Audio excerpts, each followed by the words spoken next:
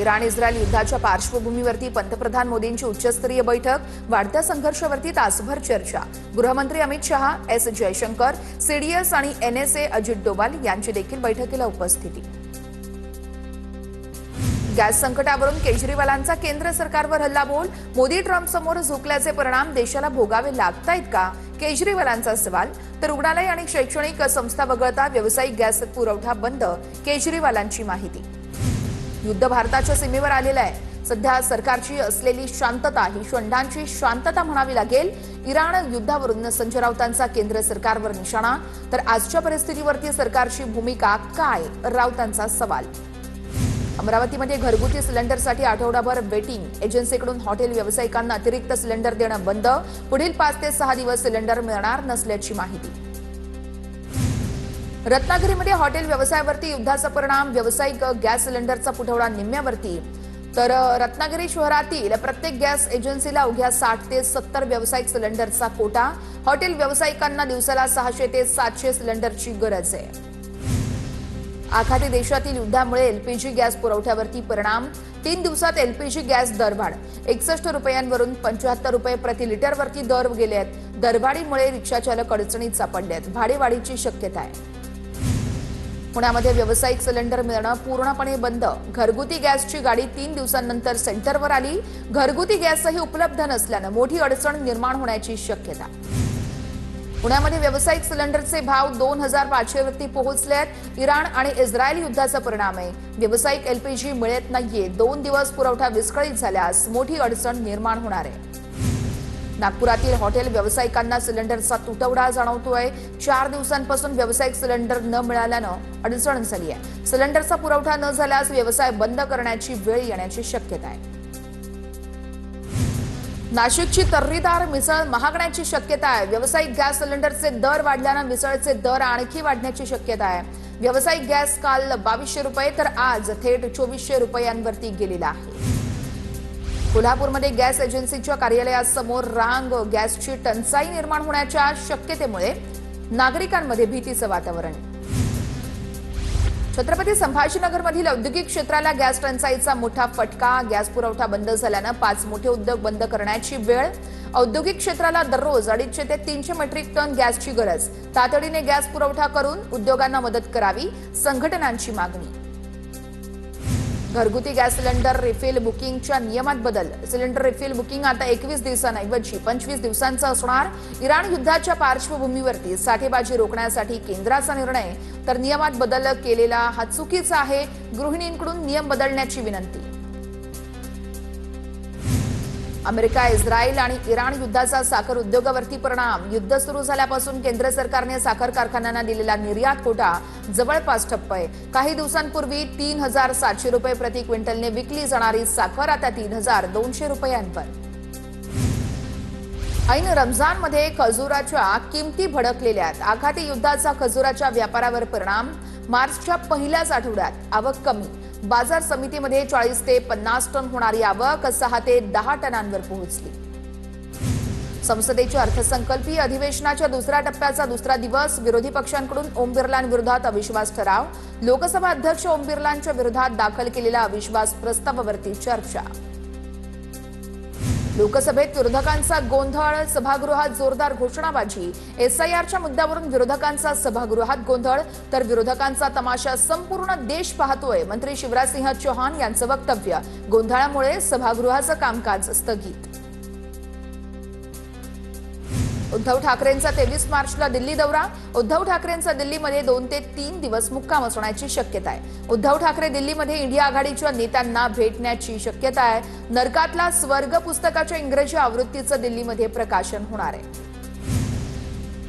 विधानसभेतील लक्षवेधी प्रश्नांची संख्या वाढणार, सर्वपक्षीय आमदारांची मागणी मान्य। विधानसभेत आता प्रतिदिन 5 लक्षवेधी स्वीकारल्या जाणार, सर्वपक्षीय आमदारांच्या निवेदनानंतर राहुल नार्वेकर यांचा निर्णय। महाराष्ट्राचे माजी गृहमंत्री आणि मंत्री शंभूराज देसाई यांचे आजोबा लोकनेते बाळासाहेब देसाई यांची आज 116वी जयंती। मुख्यमंत्री देवेंद्र फडणवीस यांनी शंभूराज देसाई यांच्या मेघदूत या निवासस्थानी जाऊन बाळासाहेब देसाई यांना अभिवादन केलेलं आहे। अजित पवार विमान अपघात प्रकरणी व्ही.के. सिंग यांना पुन्हा चौकशीसाठी बोलावलं जाण्याची शक्यता. प्रश्नांची समाधानकारक उत्तर न दिल्यानं पुन्हा चौकशी होण्याची शक्यता. तर व्ही.के. सिंह यांच्या मुलाची देखील चौकशी होणार आहे. व्ही.के. सिंग कुणाची नावं घेईल या भीतीमुळे त्याला वाचवलं जातंय का, रोहित पवारांचा सवाल. तर व्ही.के. सिंगला पुराव्यानिशी उत्तर देणार रोहित पवारांची प्रतिक्रिया.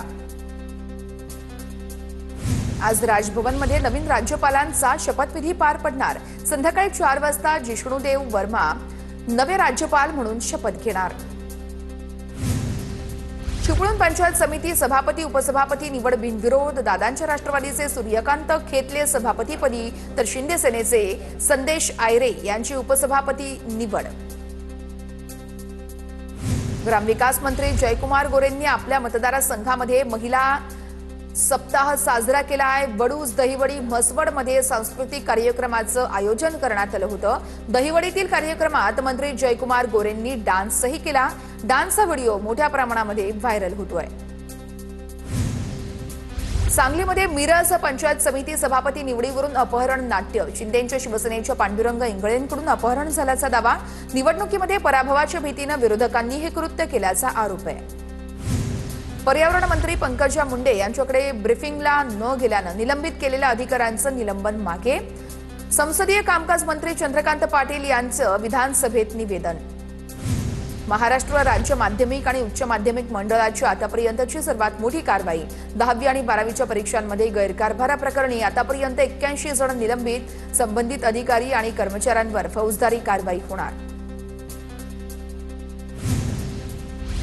नाशिकच्या महसूल विभागाकडून या महसूल विभागामधून 23 वर्षांपूर्वी गहाळ झालेली फाईल सापडलेली आहे. 2 दशकांनंतर नाशिकच्या प्रांत कार्यालयात गोदामात ही फाईल सापडल्यानं खळबळ उडाली आहे. फाईल गहाळ झाल्याप्रकरणी सरकारवाडा पोलिसात दाखल करण्यात आला होता गुन्हा. घर किंवा मालमत्ता खरेदी नोंदणीच्या वेळेस मुद्रांक शुल्काची निश्चित रक्कम न भरल्यास